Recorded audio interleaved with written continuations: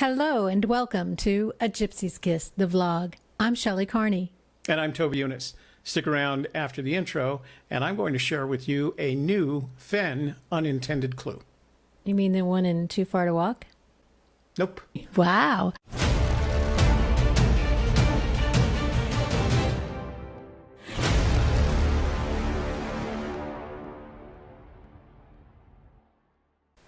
So, Toby, how was your weekend? Relatively uneventful, but I did get some time up in the mountains to shoot some footage for the container video that I haven't edited yet. Right. And the Pilar video. How's that going? Yeah, the Pilar video is going. I needed a little bit of extra footage, as I told you on Friday, so we spent some additional time up there, but I feel like I've got everything, so all the pieces are coming together. I feel like it's pretty much this week. A lot of the projects are out of the way. Oh, well, a lot of the that's commercial okay, projects. because you know what? I like Pilar. We find more treasure every time we go up there. Well, you found all that precious metal this time. Right, the aluminum, the copper. Then, the next time maybe I'll find some nickel or some silver. Silver, yeah. Yeah. And I got a new pair of Berkeley, no less, fishing glasses out of it. So right. That was a we good found trip for all us. kinds of really great stuff. We found all kinds of treasure and relics. And a petroglyph. That's right. That I had been looking for. I had found it and lost it and found it again. So. Well, it was hard to see. It's very faint. Yeah. So, yeah, once we found it. And I worry about it because of its location. I feel like, it's going to be abused one of these days. Somebody's going to look at it and do something stupid. But it's not very far away from the camp host, though, so no, I can kind of keep an eye on it. Yeah. All right. So, getting started with today's topic, to rental car or not to rental car, that is the question. And we promised you last week that this is what we were going to talk about. So, rental cars, Hertz, there's budget, what are we talking about rental cars anyway? It's part of the big grand scheme of the story. Oh. But as usual, we need to set some ground rules. So let's talk a little bit about some fundamental and basic assumptions. Okay. That's a nice new addition to the slide. Yeah, it looks like somebody drove over the top of our slide. Well, we're going to go with it because we're already in the middle of the show. That's all. It's up there. So number one, if the treasure is hidden in New Mexico, it is hidden within a 3-hour drive of Fenn's home in Santa Fe, which makes sense because you go any further than 3 hours drive away from his home to the north of Santa Fe, which he said it was north of Santa Fe, you're out of the state. You're out of the search area in New Mexico. So you're at that point, if you continue north, you're going into Colorado. Mm-hmm. And if you continue, he said the search area is from 90 to 271 degrees, or 89 to 271 degrees. But at that point, you're way out of the Rocky Mountains. You're in the high desert at that point. And I do want to point out, these are our assumptions, not anything that Forrest has actually said or written. These are the assumptions we make as part of our basis for our searches. But we should try to apply logic to our assumptions. We do. Hard logic. Yeah. Yes. Yeah. Okay. So being that, assumption number one, assumption 1A, there is a high probability Fenn drove his own vehicle if he's driving around in New Mexico. Because he has his own vehicle, there's no reason not to drive his own vehicle. There's no reason to rent a car. Right. He's got his own vehicle, and it reduces the amount of additional effort. And Fenn, I think, is an Occam razor kind of guy. Keep it simple. Mm-hmm. Don't increase the number of variables. So if you're not driving your own car and you're renting, you're increasing the number of variables. Sure.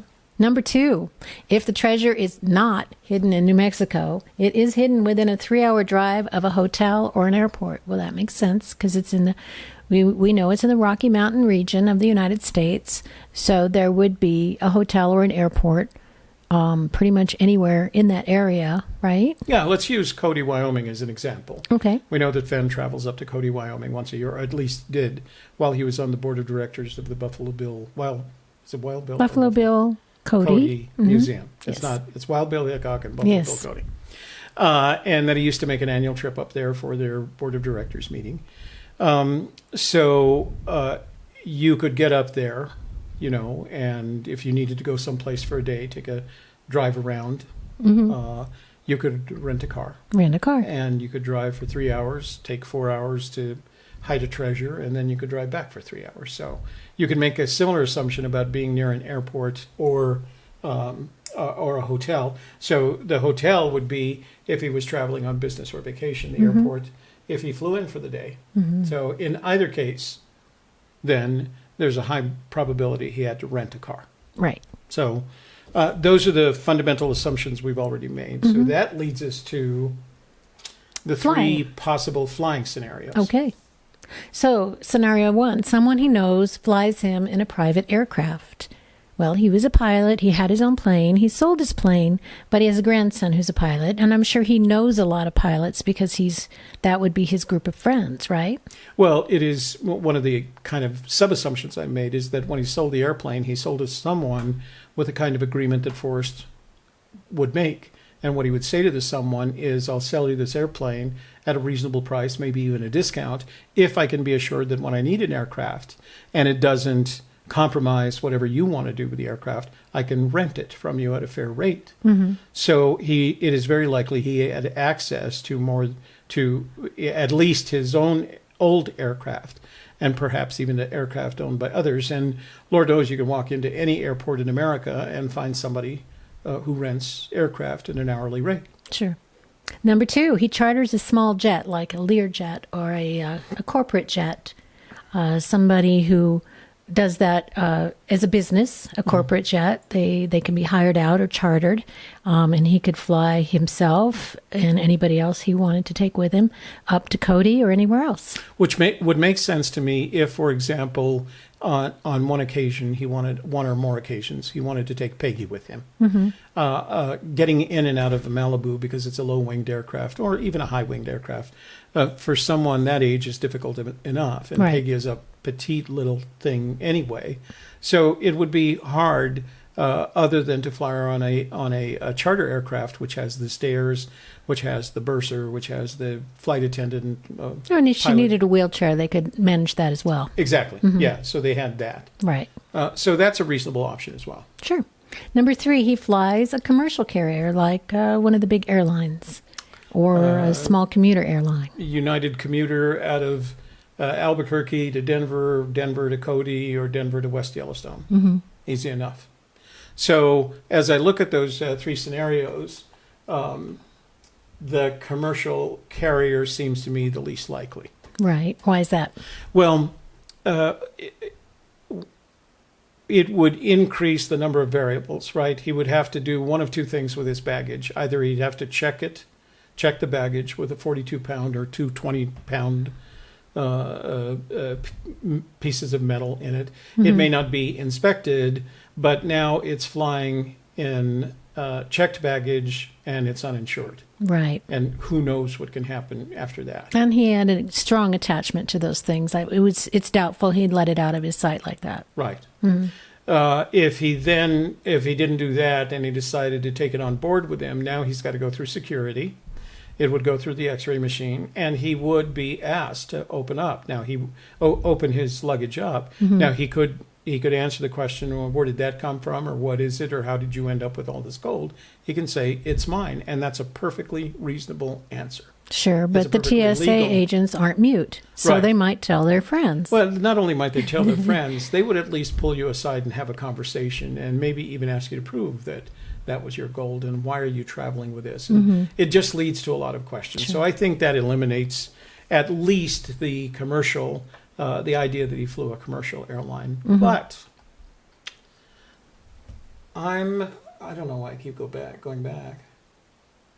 Next. Yeah. Oh, there we go. We crossed That's off what I wanted to everything do. now. Yeah. So Why did we do that? So we did that because in any of those cases, he couldn't have done that without someone else being involved. In case 1, at a minimum, his grandson or a pilot he's not related to has to be involved.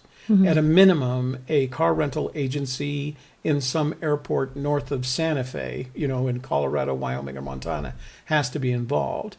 So there ultimately, if I was responsible, if it was my treasure and I wanted to hide it, and I didn't want anybody to know where it was, I wouldn't give anyone any reasons to look anyplace else, right?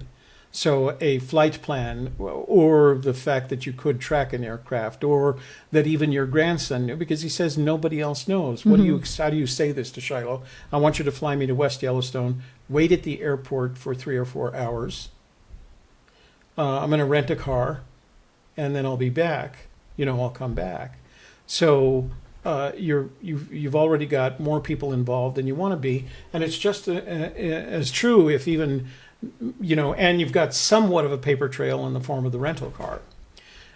If you charter an aircraft, the paperwork, the paper trail goes up exponentially. Right. Now you've got a contract, you've got liability papers, you've got insurance papers. You will definitely have a flight plan. You have a pilot, you have a first officer, you have a bursar, you have a flight attendant, and whether you can afford it or not is irrelevant. What you can't afford is that more than you know that any of this, that you're chartering this aircraft. That's more people than he cared to. So I'm starting to exclude the idea that he actually flew out of New Mexico. But then this happens. To rental car or not to rental car? That is the question. Didn't we already do this? Well, I'm bringing us back to it because that therein is the conundrum. We just talked about flying. We didn't talk about cars. Right. So, but the flying conclusion that we've come to is that he probably didn't fly. Probably didn't. It breaks the rules of if more than one person knows a secret, then it's not a secret. How does he? I don't even know how he does it. But basically, he says, "I can tell you the secret, but then I'd have to shoot you." Well, so why are we talking about a rental car? Well, because that's the conundrum. Okay. That's the thing that kind of screws this all up. And it happened at the Moby Dickens, at the Moby Dickens bookshop. Let's play that clip. Okay. Forrest, we've got a question from your online fan base that we've got to address to. Who is it? This one's anonymous. Okay. Boy, I'm in trouble now. Was the car you walked back to after hiding the treasure rented? Was it rented? Was it rented? That's the first time I've been asked that question, but I can't tell you how many times I've thought about that. That's why I've told people that I buried that I hid the treasure chest when I was either 79 or 80 years old, because I don't want the exact date to be known, because I'm afraid somebody will go check the rental car records and how many miles did Mr. Fenn put on the truck or the car, and so I don't answer those kind of questions. But shoot that person that sent that email. Well, that was sort of a roundabout non-answer, don't you think? What happened there? So it was interesting because Forrest used over 30 seconds, and I think I counted 99 words when I looked at the transcript, not to say no. Or yes. Good point. Or he could have just said, I'm not going to answer that. Easily could but have said. But he didn't do that. He could have said, the correct answer, the one that would have caused the least consternation on his part would have been, I can't answer that either way, because it would be a clue, right? It would be a clue. Right. One way or the other, it would be a clue. That's right. He can't say yes, because then that it was outside of New Mexico. If he said yes, I did rent a car. If he says no, then he drove his own car and it's probably in New Mexico. So the best answer would have been, I can't answer that. It would be effectively a clue. So what he did was what? He did one of two things from the perspective of a former intelligence analyst. He used over 30 seconds and 90 words not to say no. Which would indicate what? That indicates that what he told us had nothing to do with a car. What he told us had to do with what is the first clue in the poem. The first clue in the poem? Well, what do you mean? What's that? Oh, I was going to tell you all about that, but let's save it for next week. Okay, next week, make sure you tune in to find out what Toby's talking about. The first clue in the poem and how Forrest just told us what it was. Okay. Until then, please check out gypsieskiss.com. That's the blog. And everything's there. We have all our written articles, all of our videos. There's a lot of conversation between searchers and Toby, and there's a great place to visit to go back and look at all the history of everything as well. By the way, if you go back far enough, you'll find an article entitled "Why the Treasure is in New Mexico." Read it. I wrote it back in 2013. As a matter of fact, it was literally within a week after the Moby Dickens video was produced. Take a look at it. I think you'll find it interesting. You can also find all of our videos on vimeo.com/agypsieskiss, including any videos of Forrest that we have. Please contact us through facebook.com/agypsieskiss if you would like to express an opinion or if you have a question. And again, all of our articles, pictures, videos, you can see there as well. And this is the Forrest Fenn at Moby Dickens video that you saw just a little clip of today. And Toby's going to tell you how to see more of that. So back in October, late October and early November of 2013, Forrest did two presentations, one at the Collected Works bookstore in Santa Fe, one at Moby Dickens bookshop in Taos. Moby Dickens is now closed. I happened to be at both of them, and I recorded both of them, including having microphones directly in front of Forrest. I had them up on YouTube for a while, but I have since put them up on Vimeo and given access on demand. If you rent the Moby Dickens video for the day, which of course I'll highly recommend, you'll also get free access to the Collected Works video. If you buy the lifetime subscription, basically, to the Moby Dickens video, you'll get access to the Collected Works video, and you'll get a complete and accurate transcript of the Moby Dickens presentation. It's in Word, so it's searchable. You'll also get two sets of notes, the ones that I made on the same night that the Collected Works event took place, and the ones that I made on the same afternoon that the Moby Dickens events took place. You will find them extremely informative and beneficial to your search. So I highly recommend, as I said earlier, that you go and take advantage of those videos on Vimeo. You can find them at vimeo.com/on-demand/Fenn at Moby Dickens. So. All right. So check that out if you're at all intrigued about all the other things that Forrest had said that day. That's it for today. Well, unless you want me to give you more clues about what we're going to talk about next week. Next week, we're going to talk about the clue that was given as Forrest was answering that question about the rental car, right? You might even call it an unintended clue? Unintended clue. I like it. Okay. So be sure to tune in next week and watch for it. Okay. So thank you so much for joining us today. I'm Shelley Carney for A Gypsy's Kiss. And I'm Toby Eunice. We'll see you next week. Bye-bye.